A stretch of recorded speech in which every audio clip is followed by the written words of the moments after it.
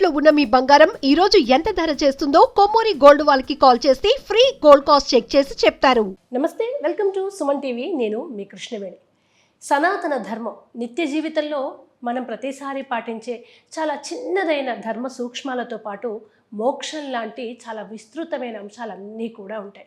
వాటన్నింటినీ సమయం దొరికినప్పుడల్లా అసలు సమయాన్ని దొరికించుకొని మరీ ప్రేక్షకులకు తెలియజేస్తూ 4 గోడల మధ్య తరగతి గదిలో కూడా విద్యార్థులకు విజ్ఞానాన్ని అందిస్తూ ఇలా వృత్తి ప్రవృత్తి కూడా జ్ఞానాన్ని పంచడమే ధ్యేయంగా ఉన్నటువంటి ఆచార్య కాకునూరి సూర్యనారాయణమూర్తి గారి వాళ్ళ మనతో పాటు ఉన్నారు.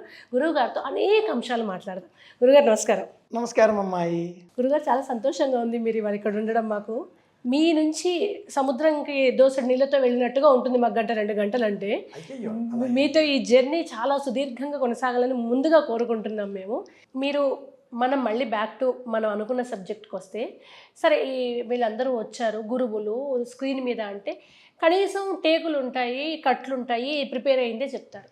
ఇది నీకన్నా ప్రమాదకరం ఏంటంటే ఊరికొక పీఠం వెలుస్తోంది కదా.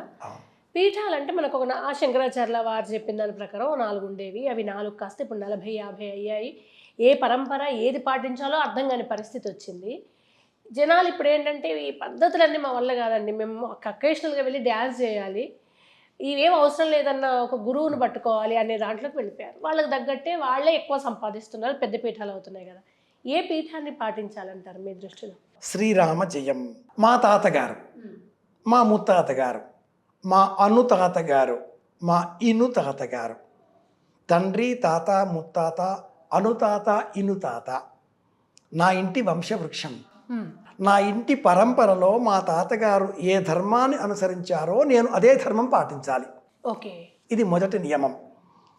మా ఇంటికి సంబంధించి స్మార్తం, మా ఇంటికి సంబంధించి పుష్పగిరి పీఠం. ఈ ప్రాంతానికి ఈ పీఠం ఉపపీఠం. ప్రధాన పీఠం దక్షిణ భారతదేశానికి సంబంధించి దక్షిణ ఆమ్నాయ పీఠం శృంగేరి. స్మార్త ధర్మం కాబట్టి మా ముత్తాత తాత అను ఇను మా నాన్న ఈ పరంపర ప్రకారంగా మేము ఈ ధర్మానికి కట్టుబడి ఉండాలి. ఉన్నది వదలద్దు, కొత్తది తేవద్దు. అలాగే అనూచానంగా 1000 సంవత్సరాలుగా ఉన్నటువంటి పీఠాలు అద్వైతము, విశిష్టాద్వైతము, ద్వైతము ఈ 3 మాత్రమే అనూచానంగా ఉన్న పీఠాలు. ఈ పీఠ పరంపరలను అనుసరించాలి. ఈనాటి కాలానికి సంబంధించి అనేక పీఠాలు దత్త సారస్వత సంప్రదాయంతో ఉన్న పీఠం దత్తపీఠం. మనకు దత్తపీఠాధిపతులు గురు పరంపరలో మొదటి గురువుగా చెప్పుకోవాలి. మా తాతగారు దత్తపీఠాన్ని ఆశ్రయించిన వారైతే అదే పరంపరను అనుసరించాలి. ఉన్నది వదలద్దు, కొత్తది తేవద్దు. ఇంట్లో ఒక విగ్రహాన్ని ఏర్పాటు చేసుకొని నేనే గురువును అని చెప్పేటటువంటి పీఠాలు అనేకం తయారయ్యాయి. షార్ట్ కట్ మెథడ్స్ వెతికేటటువంటి వాళ్ళు ఈ పీఠాదులను ఆశ్రయిస్తున్నారు. వారు పెట్టే భయాలకు భయపడుతున్నారు, లోనవుతున్నారు. కోరికలు తీరితే అయితే నా మాయా కాకుంటే దైవమాయా అని ఒక సామెత ఉంది. ఇవన్నీ తప్పు అని నా మనసు చెబుతున్న మాట. అనూచానంగా పరంపరగా తాత ముత్తాత తండ్రి ఏ సంప్రదాయానికి కట్టుబడి ఉన్నారో అదే ధర్మాన్ని మనం అనుసరించాలి. పెద్దజీయర్ స్వామి వారు 1982లో హైదరాబాదులో జ్ఞానయజ్ఞం నిర్వహించారు. అందులో నేను పాల్గొన్నాను. 103 ఋత్వికుగా నేను వైదిక కర్తవ్యులు కూడా చిన్ననాట విపరీతంగా చేసి ఉన్నాను. ఇప్పటికీ ఏదైనా అవకాశం ఉంటే తప్పక వెళతాను. ఆ జ్ఞానం కొద్దిగా గొప్ప మా నాన్నగారు అందించారు కనుక. ఆ రోజులలో వైష్ణవ పీఠాలలో వైష్ణవ ధర్మం వారు వేరే, స్మార్త ధర్మం వారు వేరే అన్న విభజన ఉండేది కాదు. అందరినీ పిలిచారు, మమ్మల్ని పిలిచారు. భస్మం పెట్టుకున్న మేము అందులో పాల్గొన్నాము. ఈనాటి కాలంలో ఈ సరళి కనిపించడం లేదు. వైష్ణవ ధర్మం వేరే, స్మార్త ధర్మం వేరే, శైవ ధర్మం వేరే, మధ్వ ధర్మం వేరే అని మనం చూస్తూ ఉన్నాం. మధ్వ ధర్మావలంబులు ముద్రలు వేసుకుంటున్నారు. ఇప్పటికీ సుప్రీంకోర్టు ఆబ్జెక్షన్ చెప్పినా కూడా, బెంగళూరు హైకోర్టు ఆబ్జెక్షన్ చెప్పినా కూడా మేం వేయడం లేదు, వాళ్ళు వస్తున్నారు, వాళ్ళు అడుగుతున్నారు కాబట్టి అంటూ సమర్థించారు. ఇది సుప్రీంకోర్టు కూడా అంగీకరించింది కాబట్టి ఆ ఒక్క పీఠంలోనే ఇప్పటికీ ముద్రధారణ గమనిస్తున్నాం. వైష్ణవ మతంలో కూడా వాళ్ళకి సంవత్సరీణాలు అన్న పేరిట ఉపనయనంలో కానీ వివాహంలో కానీ ముద్రలు వేస్తున్నారు. శంకుచక్రాలు ముద్రధారణ. ముద్రధారణ కారణంగా టీం పక్కకి పోకుండా మాది అని చెప్పుకోవడం, సంకుచిత స్వభావం పెరుగుతుంది. అవును అవును. అద్వైత శంకర మార్గంలోనే అందరూ దైవ రూపాలు ఒక్కటే, దైవం అన్న ఆ రూపానికి ఉండే భిన్న భిన్న పార్శ్వాలు అంటూ భగవత్పాదుల వారు మనకు ప్రవచనం చేసి ప్రతిపాదన చేసి పంచాయతన ఆరాధన మనకు అందిస్తే దానికి భిన్నమైన మార్గాలతో నేటి కాలంలో ఎన్నో పీఠాలు మనకు కనిపిస్తున్నాయి. మీరు దత్తమాత గారిని అనుసరిస్తారా? గురుపీఠం దత్తపీఠం ఆశ్రయించండి. మీరు శంకర భగవత్పాదుల వారు నమ్ముకొని ఉన్నారా?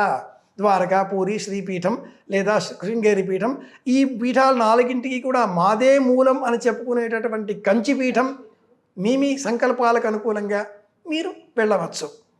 ఇవి కాకుండా ఇతర పీఠాలేవి కూడా పీఠాలుగా మనం పరిగణనలోనికి తీసుకొనకూడదు. ఇప్పుడు గురువు గారు ఇక్కడ ప్రస్తావన రావాల్సిన పరిస్థితి ఉంది కనుక నేను కులాన్ని ప్రస్తావిస్తున్నాను. ఇప్పుడు బ్రాహ్మణులందరికీ ఈ యొక్క సాంప్రదాయము, ధర్మము, ఉపనయనము వాళ్ళు విడవకుండా ఈ ధర్మాన్ని పాటిస్తారు కనుక మా తాత వాళ్ళది పీఠం అని వెళ్తారు. చాలామంది తర్వాత మీరు అన్నట్టుగా ఒకప్పుడు అందరూ సంధ్యావందనం చేశారు, కానీ కులాల వారిగా విడిపోయిన తర్వాత వాళ్ళకి ఏ పీఠము, తాతలు, తండ్రులు ఇది ఉండవు. వాళ్ళు సడన్గా ఏ పీఠాలో అర్థం కాని పీఠాధిపతుల దగ్గరికి షార్ట్కట్లో మీ కోరికలు నెరవేరుతాయి, గురువు గారు వచ్చారని సన్యాసం ధరించిన ప్రతి ఒక్కరి దగ్గరికి, సన్యాసానికి అతీతంగా స్టైలిష్గా రెడీ అయిన మోడర్న్ గురువుస్ దగ్గరికి ఇట్లా వెళ్తున్నారు కదా. మరి వాళ్ళు పాపం ఇప్పుడు ఎటు కాకుండా ఉన్నారు, వాళ్ళకు మార్గం ఏమిటి? చిన్న సవరణ ఏంటంటే, తెలియదు అన్న దగ్గర ఇప్పుడున్న వాళ్ళు తెలుసుకోవడం లేదు అని నా సవరణ ప్రతిపాదన. అన్ని కులాల వాళ్లకు కూడా వాళ్ళ కుల ఆచారాలకు తగినట్లుగా అద్వైత, ద్వైత, విశిష్టాద్వైత సంప్రదాయాలతో కూడుకున్న భక్తి మార్గాన్ని గత 1000 సంవత్సరాలుగా రామానుజుల వారితో సహా మధ్వ, రామానుజ, శంకర ముగ్గురు వెనక ఆ తదుపరి వచ్చినటువంటి కర్ణాటకలో ఉండేటటువంటి బసవేశ్వర సిద్ధాంతం, వీరశైవ సిద్ధాంతం, వీరవైష్ణవ సిద్ధాంతం, ఇవన్నీ కూడా అన్ని కులాల వాళ్లకు చెప్పారు, అందించారు. మాల మాదిగ కులాలలో ఉండేవారికి కూడా ఆయా కుల ధర్మాలకు అనుకూలంగా వారికి కూడా వైష్ణవ ధర్మం, కైశికీ ద్వాదశి అన్న పేరిట ఆముక్త మాల్యదలో చాలా గొప్ప కథ, మాలదాసరి కథ మనం వింటూ ఉంటాం. వారికి కూడా ఈ ధర్మాన్ని బోధించడంతో వైష్ణవం అక్కడ వ్యాపించి ఉంది.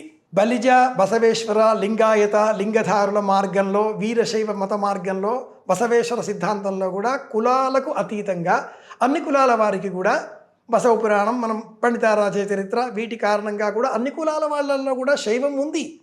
ఈనాటి తరం వాళ్ళు మా తాత ఎవరిని పూజించాడో తెలుసుకోవడం లేదు, తెలుసుకున్నా కూడా పాటించడం లేదు. ఎందుకంటే ఆయన ఏం చేశాడో, మాకు ఈ గురువు వల్ల పుణ్యం లభించింది, మాకు ఈ గురువు వల్ల లాభమైంది, మేము ఈయన దగ్గరికి పోతే ఉద్యోగం వచ్చింది, బట్ ఈయన ఏం చెప్తే అదే చేస్తాం. త్రైత సిద్ధాంతం లాంటి కొత్త కొత్త పద్ధతులు కూడా ఇందుకే ఏర్పడ్డాయి.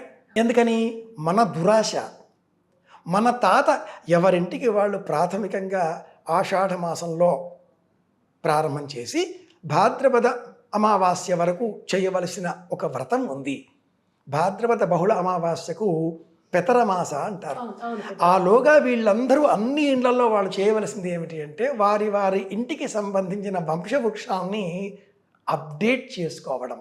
మేము ఎవరం, మా ముత్తాత, అనుతాత, ఇనుతాత, 7 తరాల వాళ్ళు ఎవరు, మా తాతగారి తమ్ముళ్ళు ఎక్కడున్నారు, వాళ్ళ పిల్లలు ఏమయ్యారు, వాళ్ళకి మళ్ళీ పిల్లలు పుట్టారా, వాళ్ళ వంశాలు ఏమయ్యాయి, ఇంటి పేరు ఏమిటి, ఇది ఈ పిల్లలకి చెబితే పిల్లలు మేము ఒక్కళ్ళం, మేమిద్దరం అన్న మైక్రో ఫ్యామిలీస్, మేము మైక్రో ఫ్యామిలీ, మా నాన్న, మా అమ్మ, నేను, మా తమ్ముడు అనే దాంట్లోంచి ఇంతమంది మా వెనకాతల ఉన్నారు అన్న జ్ఞానంలోనికి వస్తారు. అదేదో సినిమాలో మహేష్ బాబు వెతుక్కుంటూ వెళ్తారు చూడండి చుట్టాలని. నిజమే కదా, కావాలి కదా.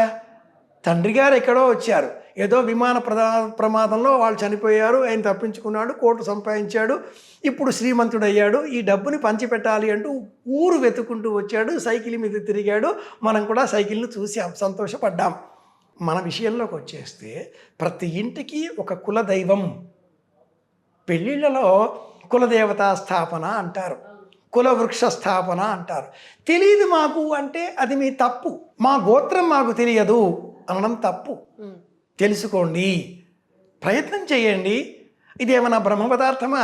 40-50 ఏళ్ళ మీ ఇంటి చరిత్ర, వందల ఏళ్ళ ఎప్పుడో బాబరు గుడి కట్టాడా, తవ్వాడా, తీశాడా, ఎప్పుడో ఔరంగజేబు తండ్రిని ఏం చేశాడు, బాబరు, అక్బరు, హుమాయూను అంతా చదువుకుంటూ బహదూర్ షా జఫర్ 1857 వరకు ఒక చరిత్ర అంతా చదువుకుంటున్నాం కదా, అల్లావుద్దీన్ ఖిల్జీతో సహా చదువుకుంటున్నాం కదా, లోఢీ వంశం చదువుకుంటున్నాం కదా. మన ఇంటి కథ 50 ఏళ్ల కథ తెలుసుకోవడానికి ఏం పాపం పోయింది? ఎంత బద్ధకం మనకు. కాబట్టి తెలియదు అన్న తప్పు. తెలుసుకోకుండా లేదా మీ స్వార్థ బుద్ధితో కొత్త కొత్త గురువులను మీరు ఆశ్రయిస్తున్నారు.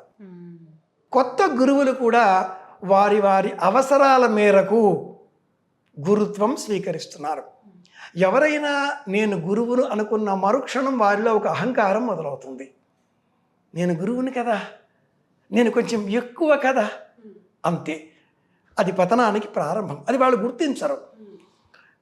కొద్దిపాటి బుద్ధిని కేంద్రీకరిస్తే, దృష్టిని కేంద్రీకరిస్తే, ధ్యాన శక్తి అలవడితే, జపశక్తి మనకు అలవాటైతే తెలియకుండానే మనం అన్న కొన్ని మాటలు వాస్తవం అవుతాయి.